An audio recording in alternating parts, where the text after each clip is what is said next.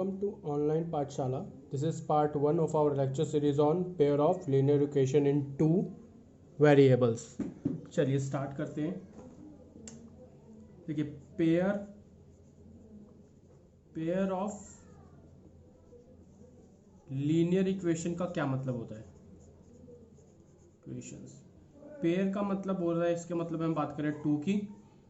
Linear का मतलब बात करें हम लाइन की, यानी कि इसका मतलब हुआ दो लाइन की इक्वेशंस, दो डिफरेंट लाइन की इक्वेशंस. देखिए लाइन की इक्वेशंस क्या होती हैं. जैसे मान लीजिए मेरे पास एक लाइन इक्वेशन है 3x + 5 = 0. तो ये लाइन की इक्वेशन है. कोई भी इक्वेशन लीनियर इक्वेशन कब होती है, जब उसकी डिग्री, इक्वेशन की डिग्री 1 हो. और इस इक्वेशन की डिग्री 1 कैसे, जो हाईएस्ट वेरिएबल की जो हाईएस्ट पावर होती है वही डिग्री होती है. यहाँ पे तो इसके ऊपर कोई कुछ लिखा नहीं हुआ, इसकी पावर कुछ है नहीं इस वेरिएबल की. इसका मतलब क्या है कि इसकी डिग्री, इसकी पावर कितनी है, 1 है. और इसके अलावा और कोई वेरिएबल है नहीं जिसकी कोई पावर हो. इसका मतलब जो हाईएस्ट पावर है वो कितनी है, 1 है. तो डिग्री 1 होने, और जो हाईएस्ट पावर होती है उसे डिग्री कहते हैं. और अगर डिग्री 1 है तो वो एक लीनियर इक्वेशन है. ठीक है. लेकिन हम यहाँ पर बात कर रहे हैं पेयर ऑफ लीनियर इक्वेशन, लेकिन इन टू वेरिएबल्स. इन टू वेरिएबल्स का यहाँ पे तो एक ही वेरिएबल है. तो टू वेरिएबल्स की इक्वेशन क्या हो गई, 3x + 5y + 4 = 0. ये हमारी टू वेरिएबल की इक्वेशन है. क्लियर है.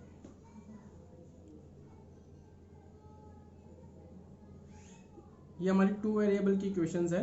इसकी जो जनरल फॉर्म है ना लीनियर इक्वेशन की, वो होती है ax + by + c = 0. ये इसको 1 डाल देते हैं बिकॉज हमें दो इक्वेशन चाहिए. दूसरी इक्वेशन क्या हो गई, a2x + b2y + c2 = 0. ये दो हमारी लीनियर इक्वेशन होगी. और हम इस पूरे चैप्टर में इसी तरह दो इक्वेशंस के ऊपर ही डिस्कशन करेंगे, उनको सॉल्व करके और चेक करेंगे कि उनके बीच में आपस में क्या रिलेशन होते हैं. ठीक है. ये हमारी एक जनरल फॉर्म है किसी लीनियर इक्वेशन को रिप्रेजेंट करने की. यहाँ पर जो कॉफिशिएंट्स होते हैं हमारे a1, तो मान लीजिए मेरे पास दो इक्वेशन है. मान लो मेरे पास है 3x + 5y + 4 = 0, और एक इक्वेशन है मेरे पास 5x + 3y + 4 = 0. कुछ ऐसी दो इक्वेशंस है मेरे पास. ठीक है ना. तो यहाँ पर a1 बताना है मुझे. तो a1 क्या होगा, जो फर्स्ट इक्वेशन है ये सेकंड वन है. तो फर्स्ट इक्वेशन का a1 क्या होगा, x का कोफिशिएंट, x का कोफिशिएंट कितना है, 3. तो a1 क्या है, 3. a2 कितना है, y का कोफिशिएंट. और c2 कितना है, ये b2 आएगा यहाँ पे, और b1. और c1 कितना है, 4. इसी तरह a2 कितना होगा मेरा, 5. b2 कितना होगा मेरा, 3. c2 कितना होगा मेरा, 4. ठीक है. इस तरह हम लोग इन कॉफी वेरिएबल की वैल्यूज निकालेंगे. और ये a1, b1, c1 and a2, b2, c2 ये रियल नंबर होंगे. ये कोई भी एक रियल नंबर होगा. रियल नंबर तो आपको पता है सारे होते हैं. मैंने नंबर सिस्टम्स में जो रियल नंबर का चैप्टर था उसमें मैंने इंट्रोडक्शन में आपको बताया था कि रियल नंबर क्या होते हैं. अगर आपको नहीं याद है तो रिक्वेस्ट करूंगा कि एक बार आप उस चैप्टर को भी दोबारा रिवीजन के तौर पर देख लीजिए. सिर्फ 5 से 10 मिनट का वो चैप्टर आपको देखना होगा, उससे आपका क्लियर हो जाएगा कि रियल नंबर्स क्या होते हैं. चलिए आगे स्टार्ट करते हैं.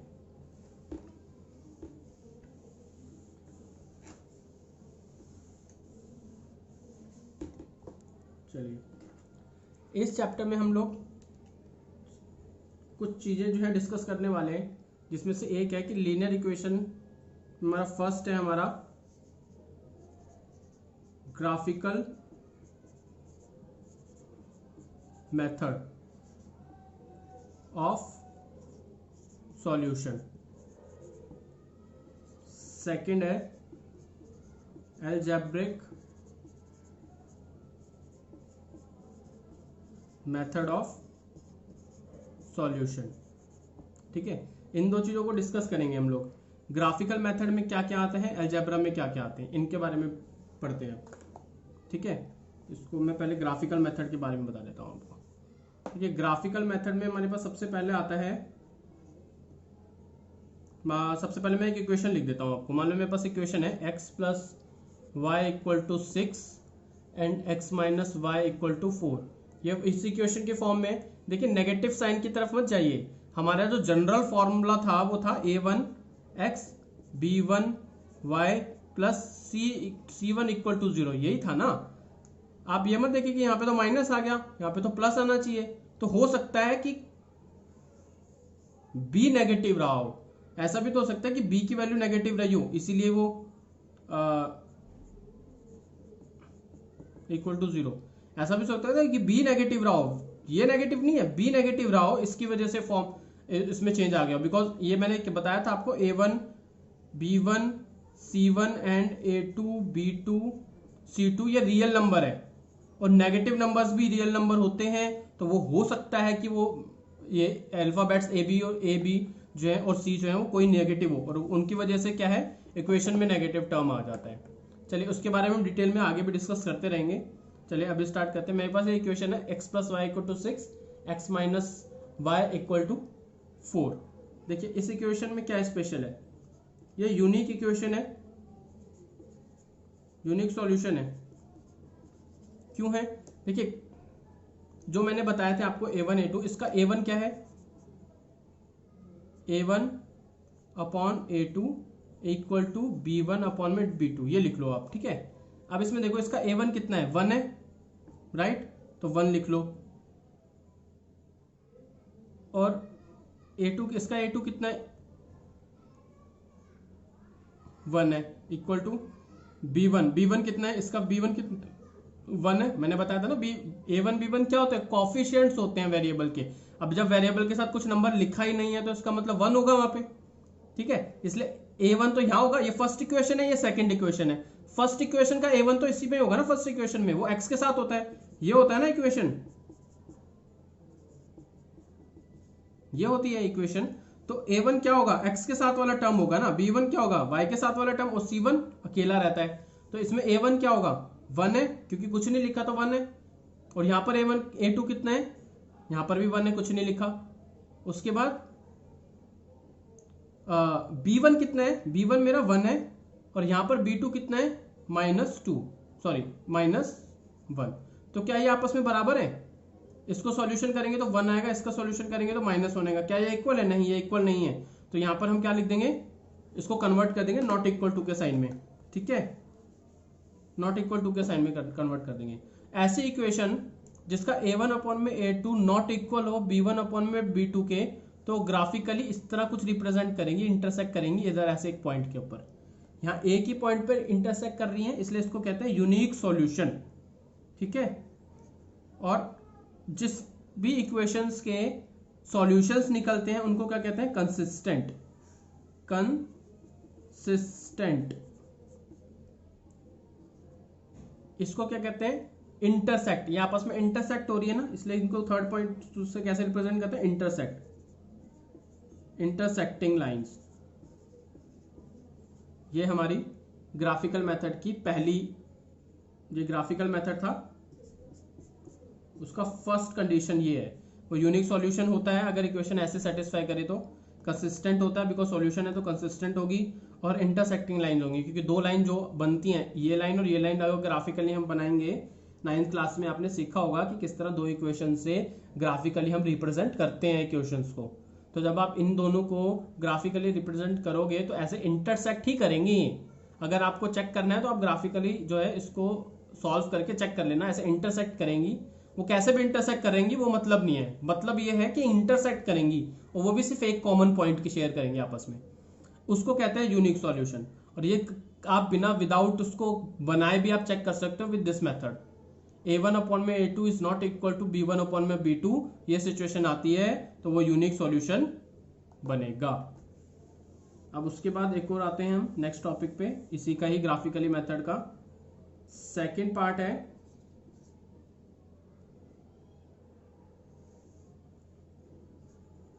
दो लीनियर इक्वेशन है। मान लो मेरी दो इक्वेशन है, x plus y equal to 6 और दूसरी है 2x plus 3y, sorry 2x plus 2y equal to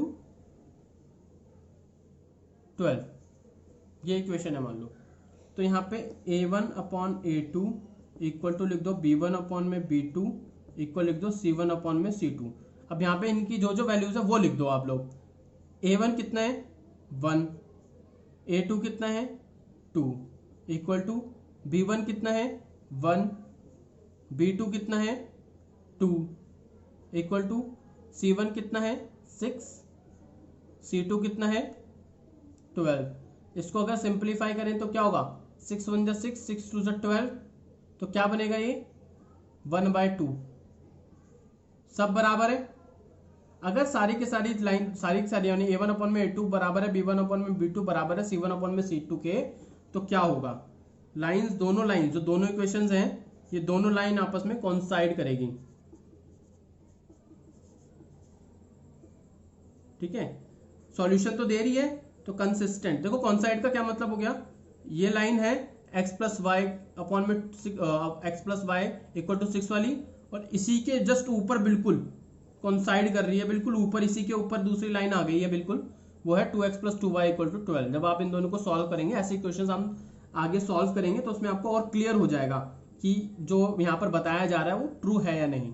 but अभी आप इसको इतना ध्यान रखिए कि अगर इक्वेशन में ये सिचुएशन बने तो वो कोइंसाइड करेंगी, यानी कि एक के ऊपर एक आएगी लाइन। ठीक है, और हर पॉइंट के ऊपर एक दूसरे से मिल रही है, ज्वाइन कर रही है एक दूसरे को, इसलिए जो है सॉल्यूशन तो दे रही है, कंसिस्टेंट होगी इक्वेशन और इनफाइनाइट मैनी सॉल्यूशंस आपको देगी। क्यों देंगी, क्योंकि हर पॉइंट पे इसका एक यूनिक सॉल्यूशन है, हर पॉइंट के ऊपर ये आपस में मिल रही हैं।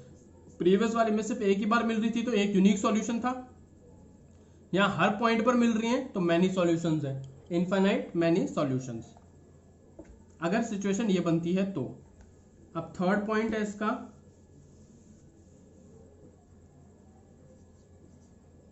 थर्ड पॉइंट है इसमें इक्वेशन ले लेते हैं हम x plus y equal to 6 और x plus y equal to 4, ये ले लेते हैं। दो इक्वेशन है मेरे पास, ये ले लेते हैं।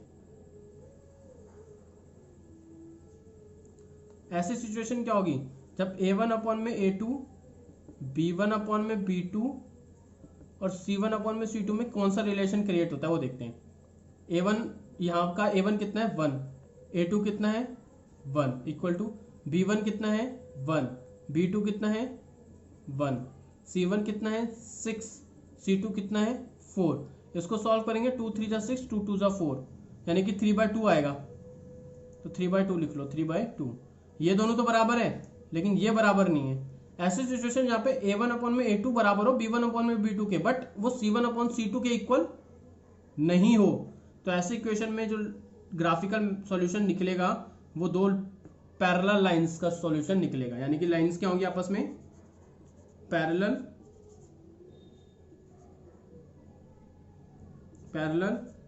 और नो सॉल्यूशन। क्योंकि भैया सॉल्यूशन कब निकलते हैं, जब वो इंटरसेक्ट कर रहे हैं कहीं ना कहीं। पुरानी वाली फर्स्ट वाली एक पॉइंट पे इंटरसेक्ट कर रही थी तो एक सॉल्यूशन था, दूसरी वाली हर पॉइंट पर इंटरसेक्ट कर रही थी तो इनफाइनाइट मैनी सॉल्यूशंस। ये तो कहीं इंटरसेक्ट ही नहीं कर रही तो नो सॉल्यूशंस हो गए। बिकॉज नो सॉल्यूशन है, सॉल्यूशन नहीं है, इसलिए इनकंसिस्टेंट है। क्वेश्चन आएगा आपका आगे के एक्सरसाइज में, इसमें पूछेंगे कि पर्टिकुलर दो लाइंस के बारे में पूछेंगे कि क्या ये दो लाइन आपस में कंसिस्टेंट है, इनकंसिस्टेंट है। तो अगर वो सेकंड और फर्स्ट एंड सेकंड कंडीशंस को अप्लाई कर रही होंगी तो कंसिस्टेंट होगी, अगर थर्ड को अप्लाई कर रही होंगी यानी ये सिचुएशन बनती है अगर, तो इनकंसिस्टेंट होगा। बहुत ही सिंपल क्वेश्चन है, आराम से हो जाएंगे। अगर ये क्लियर है तो वो क्वेश्चन आराम से हो जाएंगे।